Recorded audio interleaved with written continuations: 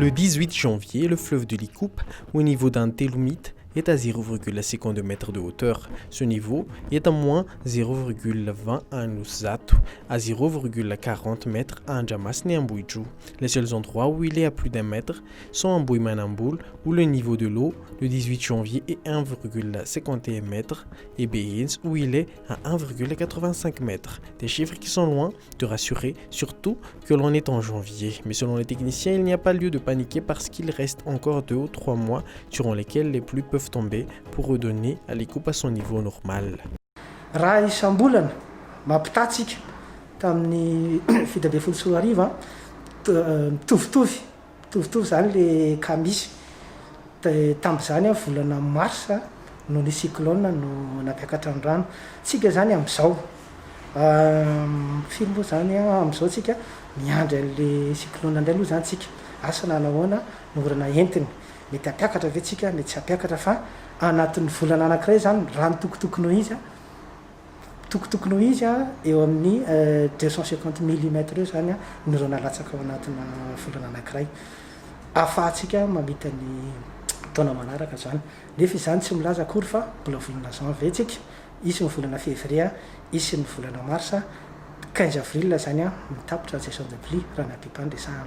La saison de pluie, selon les estimations de la PIPA, se situe entre le 15 novembre et le 15 avril. Cette année, elle s'est fait attendre. Les cyclones pourraient aider à rehausser le niveau des fleuves, mais ils ne suffiront pas. Des pluies en abondance sur une courte période auront surtout comme conséquence les inondations, tandis que les pluies provoquées ne garantissent pas que tous les points d'irrigation soient approvisionnés. L'idéal serait, selon Michael Randiambilson, d'avoir des pluies régulières tout au long de la saison des pluies. Ny apipa raha ny asan'ny apipa manokana aloha zany fandrindrana ny resaka rano manana bassin be zany tsika any Antsihazipaniry any de io rano io zany raha raisitsika ny rendran'ny Icoupe io zany mameno an'le Icoupe aty Anosizato raha zay ndresahana io rano io any avy any Antsihazipaniry io koa zany mamatsy atsika amin'ny rano fisotro madio any Jirama miankina amin'izay zany tsika raha ohatra any ambony any de orana zany fa aty ambany mety tsisy orana arakarak'izay zany le izy hoe miankina amin'le bassin zany manahoana le tany any raha betsaka le any afaka mame rano zany ny Jirama raha kely any Jirama ndray zany manao an'iny.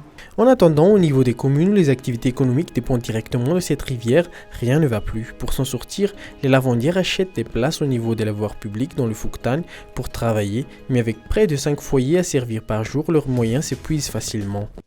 Aizinareo zao manasa lamba nefa ny rano toritra be ato moa no ananovana ao ambany tetezana zay ao mbola misy mbakaforiana ny atsimo kosa ahoana moa le torela miandry ze rano tany hoavy avy de miandry fa zay zany etoana zany sitanay zay atao de ety zay miandry